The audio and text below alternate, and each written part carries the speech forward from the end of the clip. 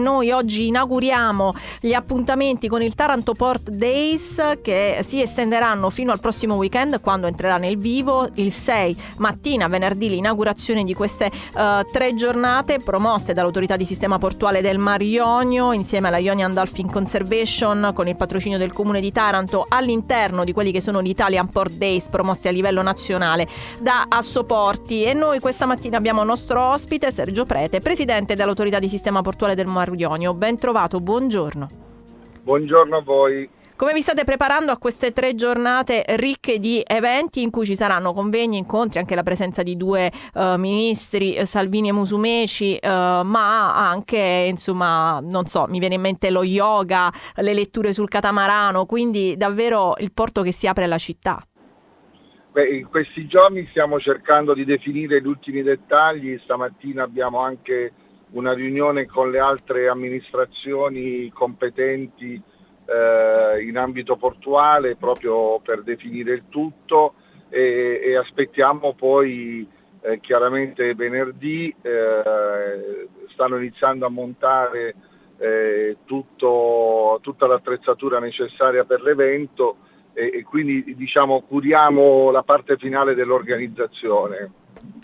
Questa è la 5ª edizione, quindi insomma i tarantini si stanno piacevolmente abituando a questo appuntamento di settembre. Cosa vorrebbe che si portassero a casa, Presidente?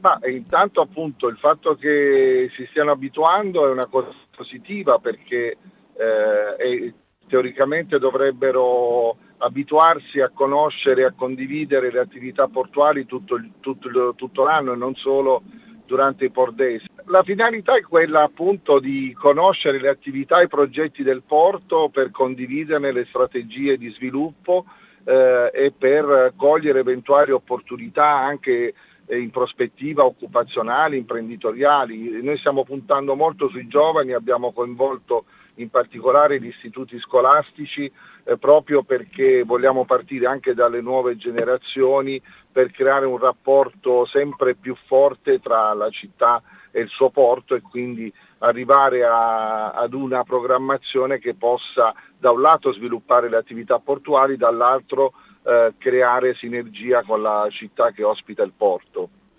Presidente, come se ne immagina l'attività del porto da qui al medio termine?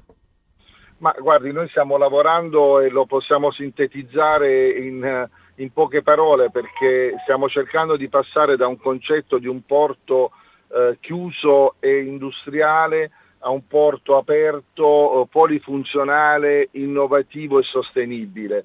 Quindi una diversificazione spinta delle attività, una maggiore relazione con la città e soprattutto molta innovazione e sostenibilità per far sì appunto che questa grande infrastruttura e questo asset strategico del territorio sia sempre più integrato con il territorio che lo ospita.